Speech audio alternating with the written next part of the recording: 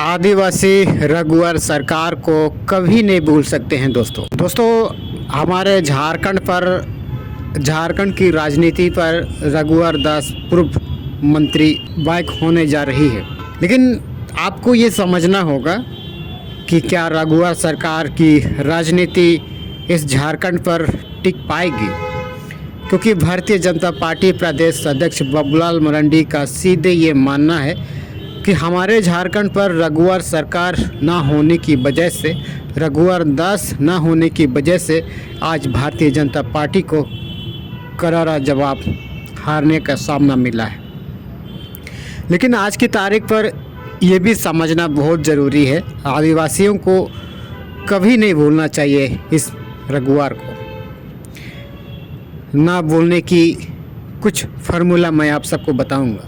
हालांकि आज के तारीख पर ये किसी से छुपा हुआ नहीं है, लेकिन इन सारे चीज़ों के बीच पर भी इसको हमेशा से आदिवासी याद रखा जाएंगे, आदिवासी याद रखेंगे, ये इसे कभी नहीं भुलाया जा सकता है।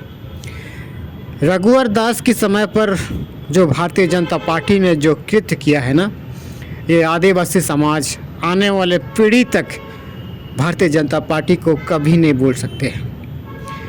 जिस तरह से हमारे झारखंड पर अंग्रेज़ों की धमन नीति कई दिन तक अपने बच्चों को पढ़ाया जाता है, समझाया जाता है, आंदोलनकारी के तौर पर बैनर के मार्फत, आंदोलन के बैनर मार्फत ये बताया जाता है, उसी तर्क पर आने वाले पीढ़ी तक ये भारतीय जनता पार्टी आदिवासियों की आने वाले पीढ़ी ये कभी नहीं भूल सकते।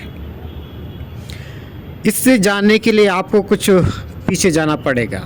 आज से 5 साल पीछे, जब 2019 से पूर्व लगभग 12, 13, 14, 15, 16, 17, 18, 19 उस वक्त पर हमारे झारखंड पर जब रघुवर सरकार, भारतीय जनता पार्टी की सरकार जब हुआ करती थी, उस वक्त पर आदिवासियों की ज़मीन को हड़पने की इरादे से भारतीय जनता पार्टी ऐसे कई कानून, ऐसे कई अमेंडमेंट लागू की गई थी, बनाया गया था। लेकिन उन सारे चीज़ों को जब आदिवासी समुदायों ने जब विरोध करने के लिए जब पत्तल घड़ी का एक आंदोलन छेड़ दिया था, उस पत्तल घड़ी में 10,000 लोगों पर देशद्रोह मुकदमा चलाने वाले यही रघुवर सरकार थे। लेकिन आज की तारीख पर भारतीय जनता पार्टी ने ये देखा, समझा, और इसी के आधार पर ही भारतीय जनता पार्टियों ने पिछले 2024 से पूर्व रघुवर सरकार को हमारे झारखंड से बाहर कर दिया था। इसका नतीजा ये हुआ कि झारखंड पर भारतीय जनता पार्टी को बहुमत से हार का सामना करना पड़ा। लेकिन ऐसे चीज़ों को देख करके जब भारतीय जनता पार्टी के प्रदेश अध्यक्ष बाबूलाल मरांडी को ये एहसास होने लगता है कि अब हमें रघुवर सरकार को फिर से वापस निमंत्रण देने की आवश्यकता है, क्योंकि उनके बिना हमारे भारतीय जनता पार्टी की राजनीति की समीकरण अधूरी रह जाएगी। लेकिन इस अधूरी की कहानी में भी आप सबको ये समझना बहुत ज़रूरी है कि उस दमनकारी नीतियों की वजह से 10,000 लोगों पर देशद्रोह का मुकदमा चलाने वाले यही रघुवर सरकार थी।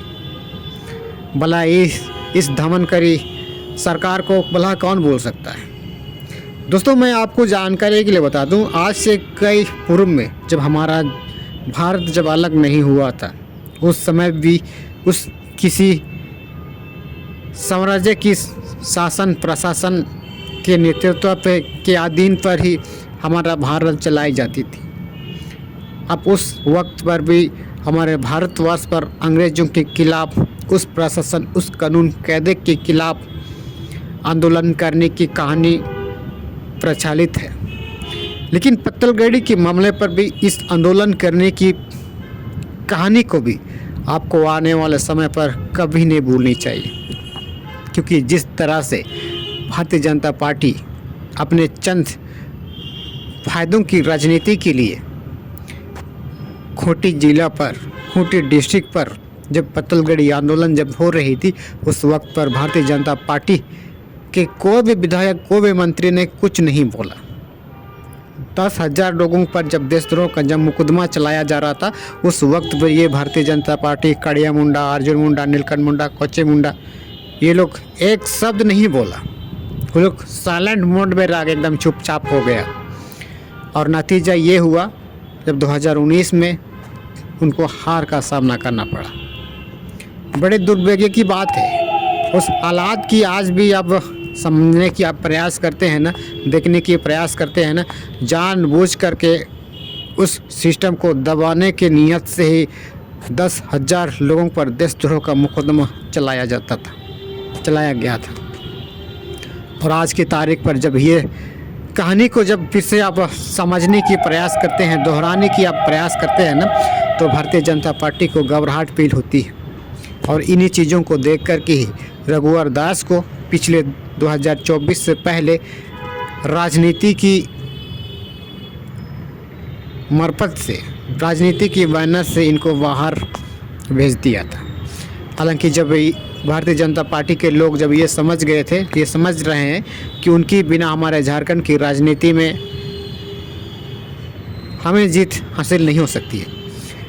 लेकिन हमारे झारखंड पर जब तक आदिवासी ये जानते रहेंगे, जब तक समझते रहेंगे, तब तक रघुवर दास को राजनीति पर खुद का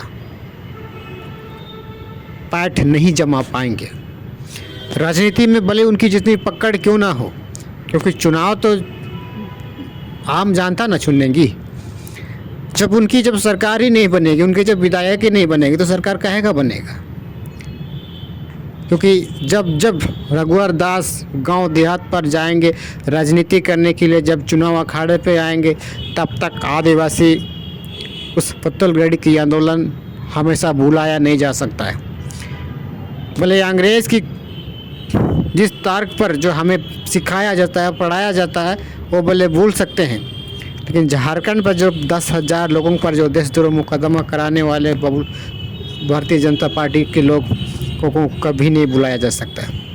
और इसीलिए मैं कह रहा हूँ दोस्तों, रघुवर सरकार को आदिवासी लोग कभी नहीं बोल सकते हैं।